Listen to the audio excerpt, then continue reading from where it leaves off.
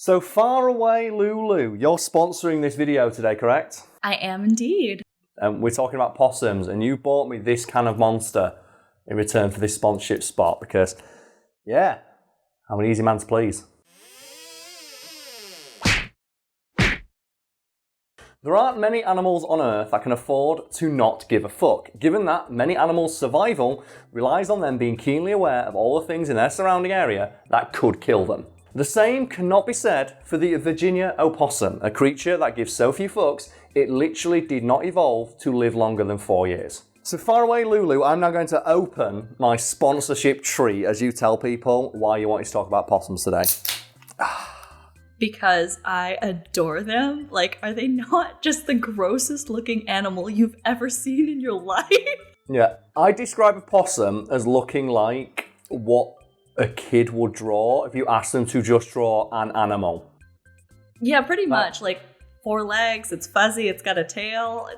And it's constantly screaming at its own anus, which I think is something we can all relate to in the year of our Lord and Saviour 2021. But to discuss the topic at hand, that being possums not giving a fuck, I don't think anything sums that up more than the fact that possums will notably eat almost anything, up to and including literal garbage or rubbish for us Brits. And I've never seen an opossum or a possum. I'm not sure what the correct term is. I just like possum. It's a funny word. But as an American, have you ever seen a possum eat garbage? Is that true? Is that correct?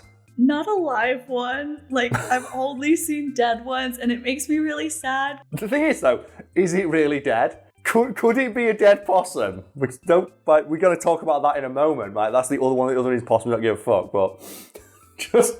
I mean, yeah, well, when its lungs are like mushed across the road, you kind of know. Well, when a possum's flat, you know it's dead. There we go. So there's a pro tip for everyone. If a possum's flat, it's probably dead.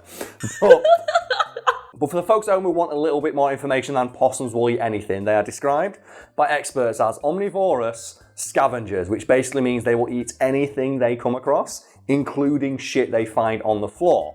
And when I say shit they find on the floor, I mean sometimes they will eat literal poop left by other animals, because sometimes poop contains nutrients that the other animal didn't manage to fully absorb. It's just, come on, possum. No. That reminds me though, like that thing about animals eating poop. A friend of mine has got a story about, it's going somewhere, don't worry, he's got a dog. And he says one of the worst things that ever happened to him in regards to owning that dog is when he looked into the back garden and saw his dog chewing on something that he didn't recognise. He's like, oh God, no. He's like, oh God, no, what's my dog chewing on? Runs outside, puts his hand into the dog's mouth to grab what he's like chewing on. It's its own poo. No! He said that, but I love him. I love my dog, but I hate that he eats his own shit. Oh, okay, that's better than I thought, because where you made it sound like it was going, I thought your friend has a poop eating problem. No, not to my knowledge. Not to dunk on that friend, but as far as I'm aware, he doesn't eat his own poop. But moving swiftly away from poop, other disgusting things possums are known to eat include roadkill, rotten fruit, and ticks, the latter of which they eat in such abundance. Possums are generally credited with keeping cases of Lyme disease down in areas in which they are endemic. And that's fucking incredible. Yeah. Wait, aren't they like typically thought of as like pests though? They are, that's yes. really good. Like possums are incredibly good for the environment because they will eat anything, and that includes other bad things like ticks and parasites. So areas where possums live generally have a lower tick population. I believe the statistic thrown around is a average possum can eat anywhere upwards of 5,000 ticks in a season. Oh my God. So if you've got like 10,000 possums, you've got no ticks. And that keeps people and other animals safe from the ticks and keeps the possums very well fed, which just results in those amazing pictures you get of just really large, round possums. What was that story a couple of years ago where a bakery had a possum break in? Oh, yeah, so that was an Australian bakery, so it's like a slightly different species of possum. Okay. Yeah, they came in and they found this possum had just gorged himself on, I think it was Danishes, and like he was so big he couldn't even like move.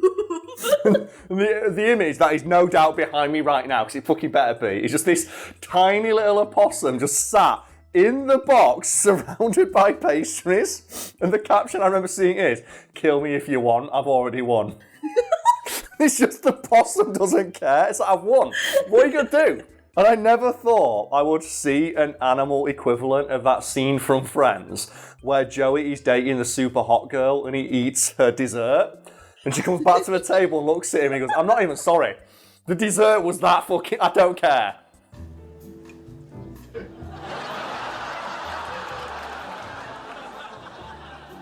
I'm not even sorry. So, for the editor at home now, can you please take that possum's face and edit it onto Joey Tribbiani's face during that scene? Please. I'm not even sorry. So, are there any other sort of like pests or nasty things that are bad for the environment or other animals that possums eat? Yeah, they eat giraffe dick-length snakes. They don't care. They'll just eat snakes, and snakes are quite dangerous, but not to a possum. For anyone wondering, are possums immune to snake venom? The answer is no, they just don't care. They see the snake, they see that it's food. Many possums die attacking snakes, but they still don't give a fuck. And then something that's not seen as a pest, but is kind of metal, is that possums require a great deal of calcium in their diet, which they are noted to find by scavenging the skeletal remains of other creatures, meaning possums have to eat skeletons to live. What? So possums just scavenge the skeletons of other lesser non-possum creatures. So, like, I'm pretty sure we've all heard of, like, playing possum, of, like, them just, like, flat out just playing dead. Yeah. As a survival tactic. Like, so they actually do that. Like, that's not like an old wives' tale. No, possums will play dead, or play possum, as it were. And I think that is the greatest example of why they do not give a fuck, besides what we're going to talk about after that. Because people wondering, like, what is going on? Yeah, possums, when threatened, or just when they're surprised, will just play dead.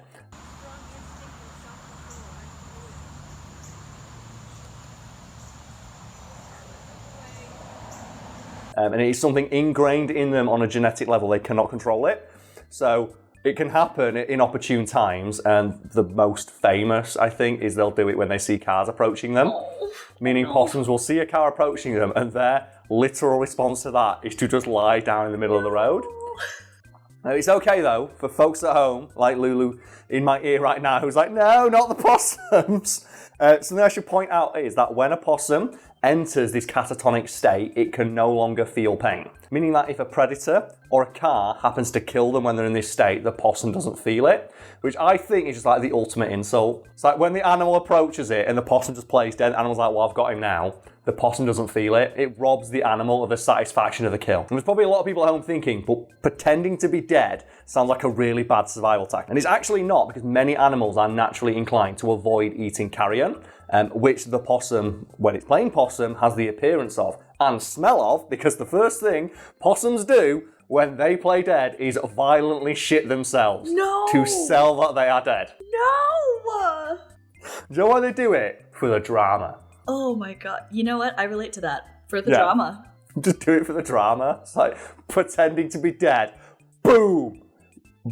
Bowels evacuated, which means that any animal that eats the possum has to eat a creature covered in shit that doesn't even feel it. But the best thing about when possums play possum is that all of their bodily functions just cease or appear to cease, including blinking. So they look so dead. They don't blink, they barely breathe, their heartbeat goes to like 1 or 2 beats per minute. And it is possible when they're in this state to just pick them up. Okay, here we go. I like the expression. So something people do for when they play possum in the middle of the road, just pick them up and move them to the side of the road. Oh my god, no! No, just like, so they're safe. The idea that they just collapse, like, I'm done. This is it. So wait, you said earlier that they, like, don't care to live?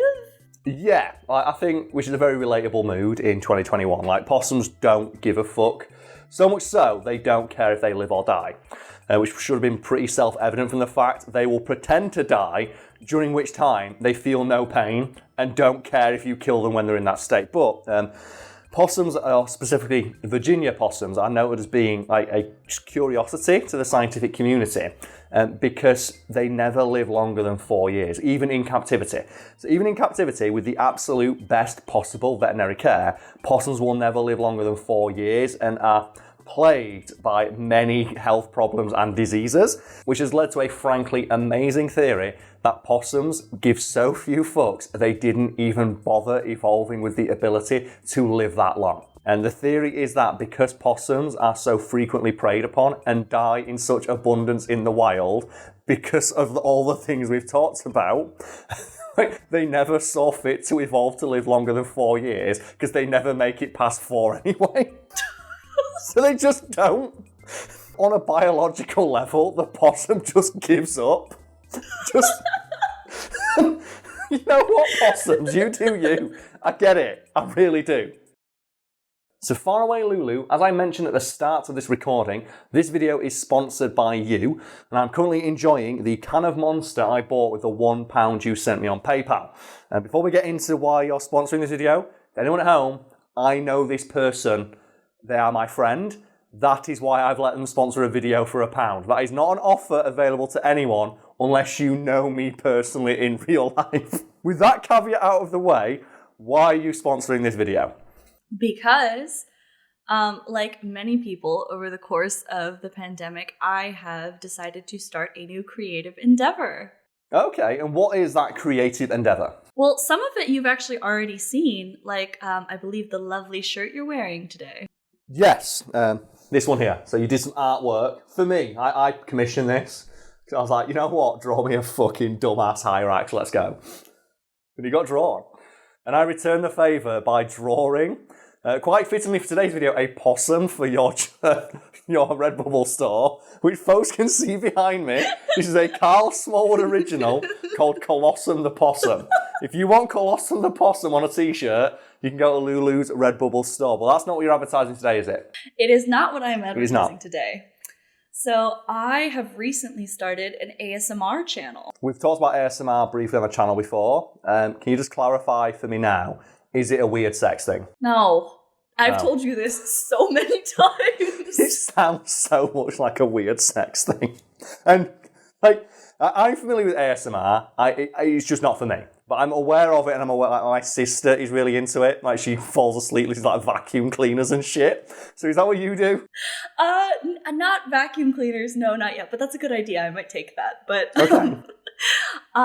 yeah. So I guess I do ASMR that's like, I guess, a little bit more personal than just like background noises, the typical sort of like playing with brushes, nice whispering. But also I do bilingual ASMR because, surprise, I speak Japanese. So you know how you said like, oh, is ASMR a weird sex thing? It doesn't really help that in Japanese, like the word people have come up for it is otofetch. Which means? Sound fetish. I breathed out then and shot some monster directly up my nose.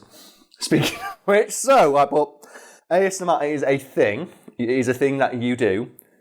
It is a thing that I'm aware of, like, people do like it, so if you are interested in ASMR, there's a link to the channel below. You can go check that. I implore people to do so, because like Lou, friend of the channel, has created some sick artwork, has some artwork of her own. But I just need to ask: are you going to do my idea? Which one? You've given me many. The one that I had.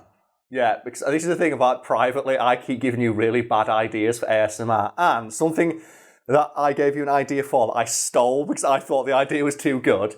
And that is reading out the ingredients to a tin of beans, which I recorded myself and put up on my personal channel. Here is a clip.